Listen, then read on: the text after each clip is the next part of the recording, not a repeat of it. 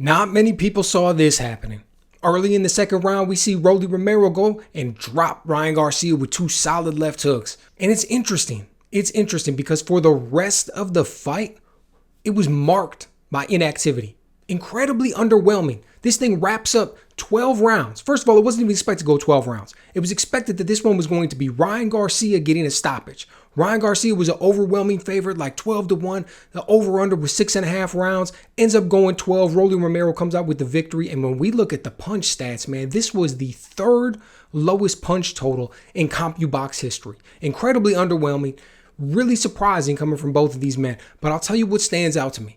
In the 10th round, Derek James is talking to Ryan Garcia, and he's been trying to give him pep talks in between every round for a while now because the man is just coming out here and doing absolutely nothing for the most part. And he tells him, he says, look, you lost all that weight. You did all these things in that year that nobody thought you could do.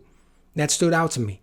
What's going on here that he's referencing, that he's talking about, that he's trying to get this man hyped up for? Then all of a sudden, after in the ring afterwards, we see the post-fight interview, and Ryan Garcia says something very similar. He says, I think this year took a lot off my body. I was really surprised. I was really happy just to get back and go 12 rounds. Now, look, I understand how people are feeling afterwards. You get the adrenaline rush and the dump, and you're all disappointed at what's going on. But think about what must have been happening during 1 year off from what we saw with Ryan Garcia. For Derek James to mention that and then him to mention it in the post-fight. Look, we've seen Ryan Garcia in the past have the mental health issues. We've seen him pull out of fights, if I remember correctly. We saw him acting super erratic and odd and weird and everything going into that fight with Devin Haney. And yes, he won that fight, but at the same time, we saw those actions happening, and he said that he was out drinking. And now all of a sudden, whatever happened for this year, I wonder if we're going to end up hearing about exactly what was going on. Not sure.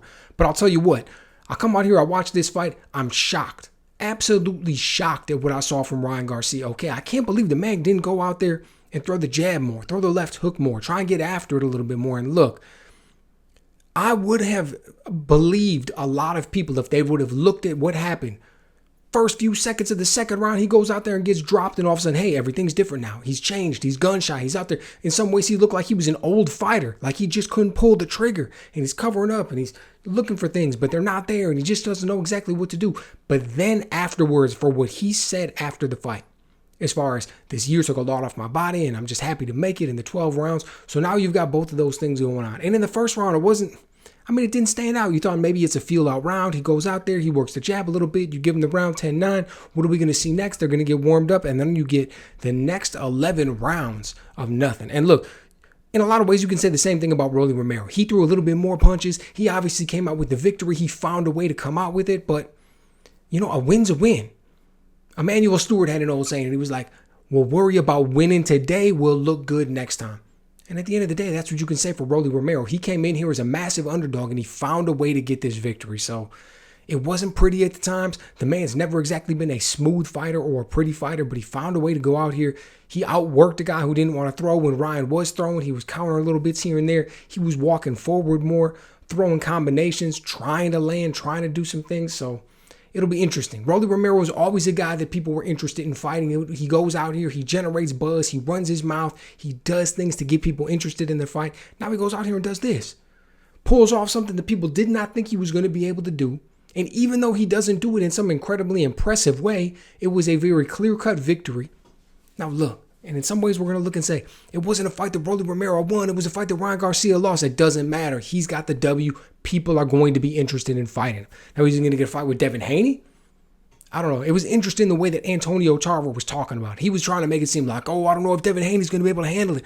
Rolly Romero, he's such a strong guy. He's going to look at the legs. Look how thick his muscles are. Look what he's out here doing. He's giving Ryan Garcia trouble for everything. I don't know. I'm not willing to jump out there and say that. And this also makes me raise questions about what we were seeing as far as Ryan Garcia. We already were talking about the build and the physique and the lack of muscle that he was showing coming into this one relative to what we saw with the other fight. He goes out the last one. He pops for the Osterine. Now he comes in here. He looks different. He's got no punch output. Looks like a completely different fighter. Almost like he had no confidence in himself at times. Just happy to go in there and make it 12 rounds. I don't know. Very interesting turn of events. So let me know what you guys think. Does this make you interested at all in what he does for his next fight? Because let's be honest with each other. If he goes out here in his next fight and he does something even remotely similar to this, who's going to be interested in seeing him fight? How's the man going to go out there and compete for a world title again? I mean, is this going to be a tale where we look back at this fight with Devin Haney and we say that was the best Ryan Garcia? That was it? That's when he peaked? Everything after that was downhill? The man was never able to pull it back together all the way, and it was just fought a few fights and then disappeared and ran off into nowhere? Is that going to be the story? I don't know. Let me know what you guys think.